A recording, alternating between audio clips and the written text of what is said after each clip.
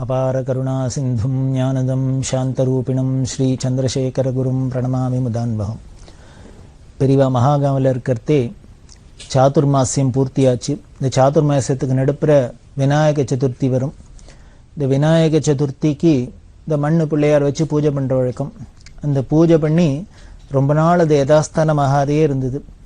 அப்புறம் இந்த விஸ்வரூப யாத்திரை அன்னைக்கு தான் அந்த பிள்ளையாரையும் யதாஸ்தானம் பண்ணி அங்கே கொண்டு போய் நதியில் விசர்ஜனம் பண்ணி எல்லாம் பண்ணிட்டு அதுக்கப்புறமா என்ன பண்ணா அந்த பெரியவா அந்த பறையில வச்சிருந்ததுனால இன்னமும் அந்த இடத்துல அந்த பெரியவா இருந்த இடம் அந்த ரூம்லாம் அப்படியே இருக்கு. இந்த பெரியவா வியாச பூஜை பண்ண மேடை கூட இன்னும் அப்படியே பாதுகாப்பாக வச்சுட்டு இருக்கா. அந்த பறையில பெரியவா வச்ச கையால் தொட்டு வச்ச பிள்ளையார் இன்னமும் வச்சுட்டு இருக்கா. அப்படி இல்லாம அந்த மகாகாவில் பாதுகாத்துன்னு வரா. அந்த ஒரு நாளைக்கு பிரதோஷ பூஜை அந்த உள்ளுக்குள்ளதான் பெரியவா பூஜை பண்ணிட்டு இருக்கா அப்படின்னு சொன்னோம். அந்த உள்ளெல்லாம் எப்படி இருக்கும்னா, இந்த கர்நாடகாவில் அந்த தேசத்துல மழை அதிகம் கிடையாது.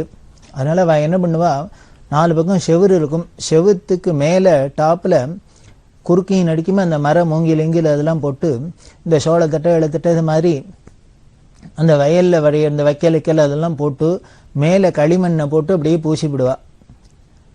அப்படிதான் இருக்கும். எல்லா அநேகமா வீட்டு ரூஃப் எல்லாம் அப்படிதான் இருக்கும். இந்த பெரியவா இருந்த ரூமோட ரூஃபும் அப்படிதான் இருந்தது. அப்படி இருக்கிறதே என்ன பண்ண, ஒரு நாளைக்கு பெரியவா பிரதோஷ பூஜை பண்ணிட்டு இருக்கா. உள்ளுக்குள்ள உட்காண்டா பெரியவாளுக்கு பக்கத்துல பொத்துன்னு மேலேருந்து ஒண்ணு விழுந்தது. என்னன்னா செந்தேள் ஒண்ணும் பெரிய தேள் மேலேருந்து விழுறது. அங்க மேல அந்த மரம் எல்லாம் போட்டு இந்த வைக்கலுக்கெல்லாம் போட்டுக்கிறதுனால இந்த பூச்சி பொட்டுலாம் நிறைய இருக்கும். அது அப்பப்போ விழும் இதெல்லாம் விழும். வெளிச்சமோ போறல, வெறும் அரிக்கன் லைட்டு மட்டும்தான் இருக்கு. இதை பார்த்து இந்த கைங்கன் ஏகாம்பரம் நடுங்கி போயிட்டு பெரிய தேடு கொடுக்க தூக்கி நிற்கிறது. பெரியவா அப்படியே கொஞ்சம் நகர்ந்தாள்னா போட்டுரும். இவர் இங்கேருந்து கத்தினர், பெரியவா அசையப்படாது அப்படின்னு. உடனே அப்புறம் உள்ளுக்குள்ள பின்பக்கமா போய் ஒரு அடுக்க போட்டு அந்த தேடை போட்டு மூடி அதை இந்த எடுத்து எதாவது பண்ணலான்னா கூட இருக்கிற ராஜகோபால், மேட்டூர் ராஜகோபால் அப்படிங்கிற இந்த பிரதோஷ காலமா இருக்கு, தேடை அடிக்கப்படாது அப்படின்ட்டு என்ன பண்ணார், அவர் அப்படியே அதை கையால் கொடுக்க பிடிச்சு கொண்டு வெளியில தூக்கி போட்டு எல்லாம் பண்ணினார். இதெல்லாம் பார்த்து அந்த ஏகாம்பரம் என்ன பண்ணார், அப்புறம் பம்பாயில இருக்கிற ஒரு பக்தரை வர சொல்லி அடியில ஃபால்ஸ் சீலிங் மாதிரி இந்த கார்ட்போர்டெல்லாம் வச்சு எல்லாம் பண்ணினா. இப்படி கார்ட்போர்டெல்லாம் வச்சு இந்த ஏன்னா ஏதானு விழுந்தா கூட அதுக்குள்ளேயே இருக்கட்டும் அப்படிங்கிறதுனால பெரியவா மேலே விழுந்துடாத இருக்கணுமேனு. ஆனா என்ன ஆயிடுத்துன்னா, அங்க மழையே அதிகமா கிடையாதுங்கிற ஊர்ல பெரியவா இருந்ததுக்கு அப்புறம் மழை கொட்ட ஆரம்பிச்சிருது. மழை கொட்ட ஆரம்பிச்சா மேலேயோ களிமண்ணை போட்டு பூசி இருக்கா, அடியில எல்லாம் ஒரே வைக்கலுக்கல் எல்லாமே இருக்கு. இந்த கார்ட்போர்டு எல்லாமே சேர்ந்துன்னு கொதன்னு ஊறிண்டு தண்ணியா உள்ளுக்குள்ளெல்லாம் ஒழுக ஆரம்பிச்சிடும்.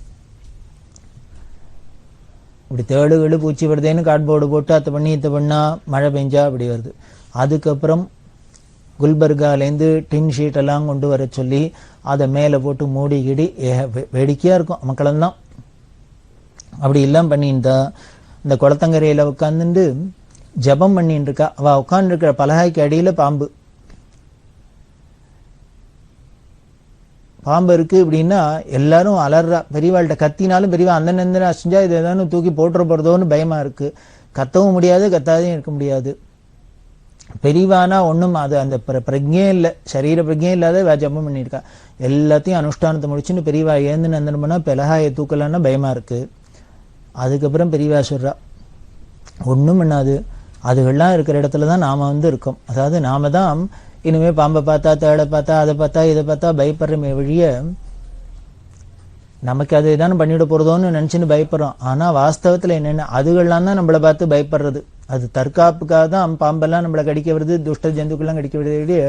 நாம பாட்டுக்கு விசாரிந்தோம்னா அது பாட்டுக்கு விசாரிருக்கோம். அதுகள் இருக்கிற இடத்துல தான் நாம உட்கார்ந்துட்டு இருக்கோம். அதனால ஒண்ணும் பண்ணாது, கவலைப்படாதீங்க, அது பாட்டுக்கு போயிடும் அப்படின்ட்டா. இப்படி பல சந்தர்ப்பங்கள்ல நிகழ்ச்சியெல்லாம் நடந்திருக்கு. எந்த துஷ்ட அதாவது சாஸ்திரங்கள்ல பாக்குறோம், புராணங்கள்ல பாக்குறோம், பெரிய மகான்களோட ஆசிரமத்தெல்லாம் அப்படியே புலியும் மானும் தீர்த்தம் குடிச்சிருந்தது அப்படின்னு பரஸ்பரம் எதெல்லாம் விரோதமா இருக்குமோ அதெல்லாம் கூட அன்பா இருந்தது அப்படின்னு சொல்றான்னா எதனால அப்படின்னு வேற ஒண்ணும் இல்லை. அந்த மகான்கள் அன்பு ஸ்வரூபமா இருக்கிறதுனால, பிரேமஸ்வரூபமா இருக்கிறதுனால அவ மேலப்பட்ட காத்து அந்த சுத்தீவிர இந்த ஏரியா முழுக்களும் பரவி இருக்கிறதுனால பரஸ்பரம் விரோதமா இருக்கிற துஷ்ட ஜந்துக்கள்லாம் கூட அந்த ரேடியஸ்குள்ள போயிடுத்துனா தங்களோட சுபாவம் மறந்து போய் அதுகளும் அன்புமயமா ஆயிடுது. இதை பல இடங்கள்ல பெரியவா கேம்ப் எல்லாம் பார்த்திருக்கா. எப்பேற்பட்ட துஷ்ட ஜந்துக்கள்லாம் வந்தா கூட ஒண்ணுமே பண்ணாது. கோழிக்குத்தி ஹாலாசியமையர் அப்படின்னு ஒரு பக்தர், அவர் பெரியவா உள்ளுக்குள்ள உட்கார்ந்துன்னு இருக்கா, இவரும் உள்ளுக்குள்ள பண்ணார். உட்காருன்னா உட்காந்துச்சுன்னு பேசிட்டு இருக்கா. பேசிட்டு இருக்கிறதே பொத்துன்னு பெருசா நட்டுவாக்கிளி வந்தது. உள்ளேந்து வந்து பெரிய நட்டுவாக்கிளியை பார்த்தா தேளை விட பயமா இருக்கும். தேள் மாதிரியே பெரிய ஜெயிண்ட் சைஸா இருக்கும். கொட்டிதுன்னா அப்படி 2 கையால முன்னால பல்லால பிடிச்சுன்னு கொட்டிடும். அவர் பயப்படுறார். பெரியவா ஒண்ணும் இல்லை, அதை பார்த்து ஏன் பயப்படுற அப்படின்னார். அது இருக்கிற இடத்துல தான் நம்ம வந்திருக்கோம், அதனால ஒண்ணும் பண்ணாது அப்படின்ட்டு என்ன பண்றா, நீ ஒண்ணு பண்ணு, அதை கொடுக்க பிடிச்சு கொண்டு வெளியில போடு அப்படிங்கிறா. இவர் அதை பார்த்தாலே வேர்த்து விறுவிறுத்து போயிடுத்து, ஹார்ட் நின்றுடும் போல இருக்கு, பயமா இருக்கு. ஆனா பெரியவாளான ஒண்ணும் பண்ணாது, நீ பிடிச்சி கையால பிடிச்சு கொண்டு வெளியில போடுங்கிற. பெரியவா சொல்லிட்டா என்ன பண்றது, இவர் நடுங்கி இருந்தார். ஒரு வழியா கொண்டு போட்டதுக்கு அப்புறம் சொல்றா பெரியவா, அவரு அதெல்லாம் கவலையே படாத, இனிமே உன்னை விஷ ஜந்துக்கள் ஒன்றும் பண்ணாது. யாருக்கான ஏதான விஷக்கடியா இருந்தாலும் உங்கையால ஒரு விபூதி கொடு, அவளுக்கு சரியாப்படும். இது சொன்ன வாக்கு சத்தியம். அதுக்கப்புறம் இவர் இந்த கோழிக்குத்தியில இருந்து யாருக்கு என்ன தேடு கடிச்சதோ அத்தை பண்ணித்தோ இத்த பண்ணித்தோ உடனே இந்த ஹலாசமேட்ட வந்துருவா. வந்தா அவர் உடனேயே போய் கை கால அலம்பிண்டு ஒரு விபூதியை எடுத்துன்னு சுவாமியை பிரார்த்தனை பண்ணி பெரியவாளை பிரார்த்தனை பண்ணி இந்த விபூதியிட்ட விஷம் இறங்கி போயிடும். அப்படி ஒரு ஆச்சரியமான ஒரு விஷயமா இருந்தது. இது எதுக்கு சொல்றேன் அப்படின்னர், ஒரு பெரியவாள்கிட்ட போய் பெரியவா சொன்னான்னு ஒரு நடுவாகலையே தேளை தூக்கி போட்டாலே அதுக்கப்புறம் நம்மளை ஒன்றும் விஷ ஜந்துக்கள் ஒன்றும் பண்றதில்லை அப்படின்னா பெரியவாளை போய் தானே பண்ணுமோ. திருவியாத்துல பார்த்தீங்கன்னா ஆட்கொண்டார் அப்படின்னு ஒரு சன்னதி, அங்க பார்த்தா அந்த சுவாமி எப்படி இருப்பார், தேடு பாம்பு பூரா இதெல்லாம் மாலையெல்லாம் போட்டுருப்பார். இது மாதிரி விஷ ஜந்துக்கள்லாம் கண்ணுல பட்டு கொடுத்தோம்னா, தேளோ பாம்போ பூரானோ இது மாதிரி விஷ ஜந்துக்கள்லாம் கண்ணில் பட்டா எல்லாரும் வேண்டிப்பா. என்ன பண்ணா, ஆட்கொண்டாருக்கு குங்குலியம் வாங்கி, குங்குலியம் அப்படின்னு ஒண்ணு சாம்பிராணி மாதிரி, இந்த குங்குலியம் பிரீத்தி, அந்த குங்குலியம் போட்டா திருவியாத்துல ஆட்கொண்டாருக்கு குங்குலியம் போட்டா அதுக்கப்புறம் இனிமே இந்த கண்ணில் இந்த விஷ ஜந்துக்கள்லாம் படாது அப்படின்னு இன்னி வரைக்கும் நம்பிக்கை. எல்லாரும் அப்படிதான் பண்ணுவா. அப்ப அந்த ஆட்கொண்டார் யாரு, பரமேஸ்வரன் தானே. அவர்கிட்ட என்ன பண்ணும், எந்த விஷ ஜந்துக்கள். அப்படிதான் நீங்க பெரியவாளும் ஆட்கொண்டார் மாதிரி உட்காண்டா தேளாவது பாம்பாது இதுவாது ஒண்ணும் இல்லை, அது பாட்டுக்கு அது காரியத்தை பார்த்துட்டு இருக்கும், நம்ம பாட்டுக்கு இருக்கலாம். அப்படிதான் இந்த மகாகவலக்கிருதி இப்படி எல்லாம் நடந்தது. நவராத்திரி வந்தது, நவராத்திரி பூஜை. இந்த நவராத்திரிய துர்கா லக்ஷ்மி சரஸ்வதி அப்படின்னு முதல் 3 நாளைக்கு துர்கையா வாகனம் பண்ணி பூஜை பண்றது, அடுத்த 3 நாளைக்கு லக்ஷ்மியா பண்றது, கடைசி 3 நாளைக்கு சரஸ்வதியா பூஜை பண்றது அப்படின்லாம் தானே வச்சுட்டு இருக்கோம். அப்படி 9 நாளும் பண்ணலாம் கூட அட்லீஸ்ட் கடைசியில இந்த மகாநவமி அன்னைக்காவானும் சரஸ்வதி பூஜைன்னு பண்ணிட்டு இருக்கோம். ஆனால் இந்த 9 நாளுமே பண்ணணும். அது மாதிரி முதல் 3 நாள் துர்கை, அடுத்த 3 நாள் லக்ஷ்மி, அடுத்த 3 நாள் சரஸ்வதினு பூஜை பண்றது சம்பிரதாயம். அதனால இந்த மூலா நட்சத்திரத்தன்னைக்கே என்ன பண்ணுவா, சரஸ்வதி ஆவாகனம் அப்படின்னு புஸ்தகத்தெல்லாம் எடுத்து வச்சு இந்த கடைசி நாள் அன்னைக்கு மட்டும், நவமி அன்னைக்கு மட்டும் இல்லை, அதுக்கு முதல் 2 நாள்லேருந்தே பூஜை பண்ற வழக்கம் அப்படி ஏற்பாடு பண்ணியிருக்கு. அதுக்கு என்ன பண்ண, எல்லாரும் வந்து சங்கர நாராயண சஷில் அப்படின்னு அவர் வந்து மடத்துல பண்ணி வைக்கிறார். இந்த மகாங்காவில் நவராத்திரியும் போது பாலுங்கிறவர் தான் பூஜை பண்றார். அப்போ பெரியவா ஐதாப்புல இந்த உட்கார்ந்துருக்கா. இந்த சரஸ்வதி ஆவாகனத்தன்னைக்கு புஸ்தகம் வச்சிருக்கு. இந்த சங்கர நாராயண பூஜா விதானத்தை வச்சுன்னு என்ன பண்ணார், அஸ்மின் புஸ்தக மண்டலே துர்காலட்சுமி சரஸ்வதியும் தியாயாமி அவாஹயாமி அப்படின்னு மந்திரம் சொன்னார். தியான ஸ்லோகத்தை சொன்னா உடனே பெரியவா கையை தட்டினா. உடனே சொல்றா, அது சரி, இன்னைக்கு சரஸ்வதி ஆவாகனம் தான், அப்படி இருக்கிறதே எங்கேருந்து வந்தா துர்கையும் லக்ஷ்மியும் அப்படின்ட்டு உடனே பெரியவா சொல்றா, இதுல வந்து சரஸ்வதி ஆவாகனா சரஸ்வதியை மட்டும்தான் பண்ணும், அதனால துர்கா லட்சுமி சரஸ்வதினு பண்ணணுங்கிறது இல்லை, மகா சரஸ்வதியும் தியாயாமி அவாஹயாமின்னு பண்ணினாலே போறோம் அப்படின்னு மந்திரத்தை கரெக்ட் பண்ணி திருத்தி மகா சரஸ்வதியும் தியாயாமி. அவ்வளவு பர்ஃபெக்ஷன். இதைக்கு குறிப்பிட்டு சொல்றேன் அப்படின்னா, ஏதோ வாவா பண்ணி வைக்கிறத பார்த்துட்டு வாழும் புஷ்பத்தை அள்ளி போட்டுட்டு ஏதோ போறது அப்படிங்கிறதே கிடையாது. சின்ன சின்ன விஷயம் மாதிரி இருக்கும், அதுக்கு நமக்கு கைட் பண்ணுவா பெரியவா. இந்த சரஸ்வதியும் தியாயாமின்னு ஞாபகம் வருது. பெரியவா சரஸ்வதி பூஜை பண்ணிட்டு இருக்கா. மடத்துல எல்லாம் பூஜை பண்ற வழக்கம் உண்டு. பெரியவா பூஜை பண்ணி இந்த நாள்ல பூஜை பண்ணிட்டு இருக்கா. மடத்து வாத்தியார் பண்ணி வைக்கிறார், சரஸ்வதி அஷ்டோத்திரம் வாசிக்கிறார். மடத்துல பூஜை கட்டில் எலக்ட்ரிக் லைட் எல்லாம் உபயோகப்படுத்துற சம்பிரதாயம் இல்லை. இந்த தீபத்துல தான் பார்த்து பூஜையெல்லாம் பண்ணி வைக்கிறது. அது வெளிச்சம் போறல. புஸ்தகமோ பழைய புஸ்தகமா இருக்கு. இவர் சரஸ்வதி அஷ்டோத்திரம் படிச்சுட்டே வரத்தே அதுல ஒரு நாமாவளி, இவர் என்ன பண்ணார், பிரம்ம ஜெயாயே நமஹா அப்படின்னார். உடனே அதை பெரியவா இந்த மந்திரத்தை வாங்கிட்டு உடனே திருப்பி பிரம்ம ஜெயாயே நமஹா அப்படிங்கிறதே நமஹாங்கிறதே தான் புஷ்பத்தை போடுவா அம்பாள் சரணத்துல. இப்படி புஷ்பத்தை எடுத்துட்டா இவர் பிரம்மஜயாயி நமஹா அப்படின்னு பெரியவா பூவை போடலை. அவரை பார்த்தா அவருக்கு புரியல. திருப்பி சொன்னார். அதை பெரியவா சரியா காதில் வாங்கலையாக்குன்னு திருப்பி சொன்னார். அப்பவும் போடலை. பெரியவா மௌனமா இருப்பா, பூஜையில பேச மாட்டா. ஏன் இவா புஷ்பத்தை போட மாட்டாங்கிறான்னு ஒருத்தருக்கும் புரியல. ஏதோ என்னமோ தப்பு நடந்திருக்குன்னு புரியுது, ஆனா என்னன்னு புரியல. அப்படி இருக்கிறதே இவா மண்டையை குழஞ்சு நிற்கிறதே திருப்பி 2-3 தரம் படிக்கிற இதே நாமாவளீஸ்வரர் பெரியவா போட மாட்டேங்கிறா. உடனே இன்னொரு வித்வான் வந்தார்.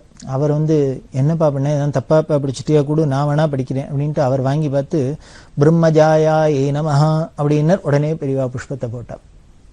பூஜை முடிஞ்சோடனே அந்த முதல்ல பிரம்மஜயாயி நமஹான்னு படிச்சாரு. அவர்கிட்ட கேட்குறா, ஆமா பிரம்மஜயாயி நமஹான்னா என்ன அர்த்தம் அப்படின்னு. பிரம்மாவை ஜெயிச்சவளேன்னு அர்த்தம் அப்படின்னு. எப்போ பிரம்மாவுக்கும் சரஸ்வதிக்கும் சண்டை வந்தது, அதுல சரஸ்வதி ஜெயிச்சா அப்படின்னு. அவருக்கே இந்த அர்த்தத்தை கேட்டோன்னு வெக்கமா போயிடுது. அதாவது பிரம்மஜாயாயி நமஹான்னு அதுல நாமாவளி இருக்கு. இவர் அரகுர இருட்டுல அது பார்க்காதனால என்ன பண்ற, ஜாயாங்கிறத ஜெயான்னு படிச்சுட்டார். அதாவது பிரம்ம ஜாயான்னாக்க பிரம்மாவோட பத்தினின்னு அர்த்தம், பிரம்மாவோட மனைவியான உனக்கு நமஸ்காரம்னு அர்த்தம். பிரம்ம ஜெயாயி நமஹா அப்படின்னா பிரம்மாவை ஜெயிச்சவளே உனக்கு நமஸ்காரம்னு அர்த்தம். அதாவது அர்த்தமே விபரீதமா போயிடுது. ஒரு கால் வாங்குறது தான், ஆனா கூட அர்த்தம் எவ்வளவு விபரீதமா போறது பாருங்க. அதனால பிரம்ம ஜாயாங்கிறத பிரம்ம ஜெயான்னு படிச்சுட்டார்.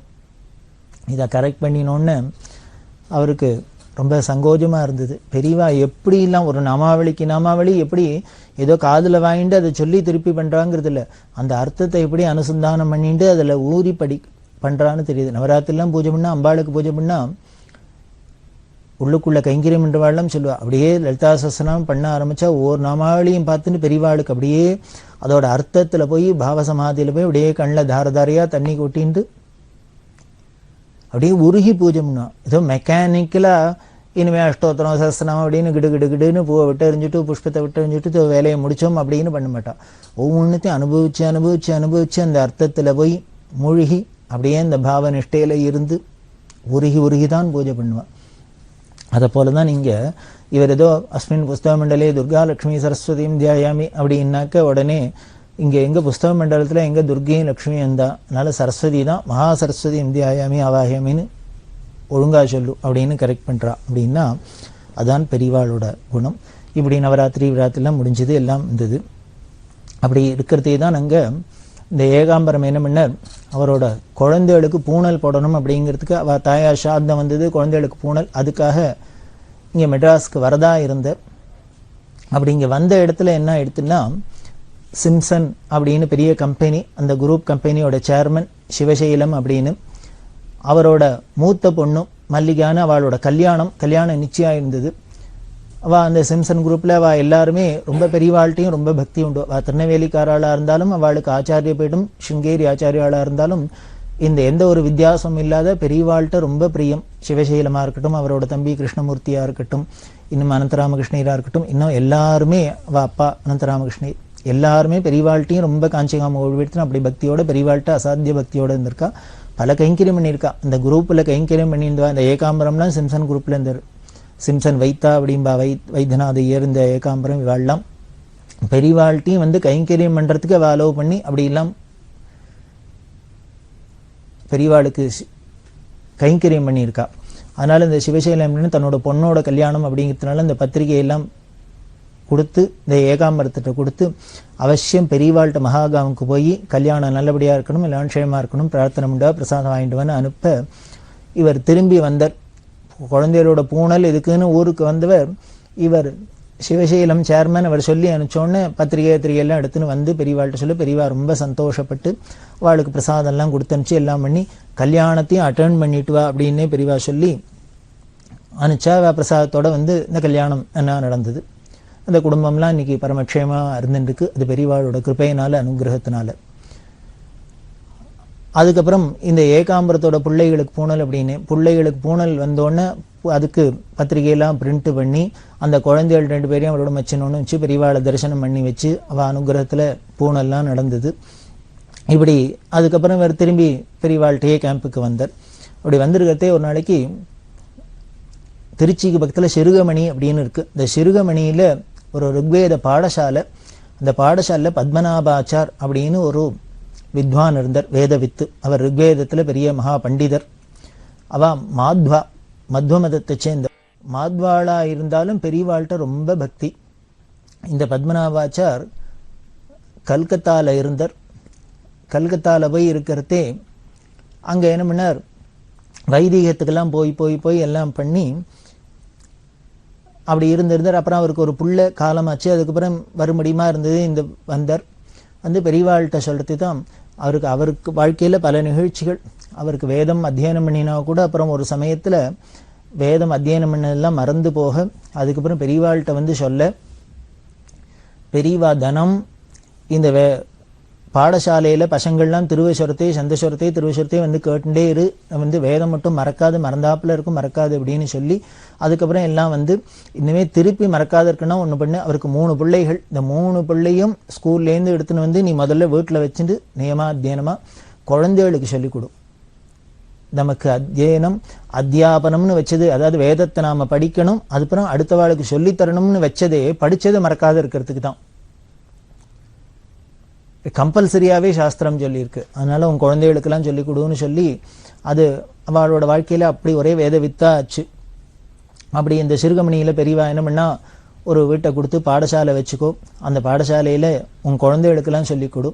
அதே மாதிரி மாத்வாள்ல வேதத்தை பூர்ணமா அத்தியனம் பண்றது இல்ல, எல்லாரும் திருமதஸ்தாளுக்கும் வேதம் தான் பிரமாணம்னா கூட அவ என்ன பண்ணுவா அப்படின்னா, இந்த சாஸ்திரங்கள்லயே அவ கான்சென்ட்ரேட் பண்ணுவா.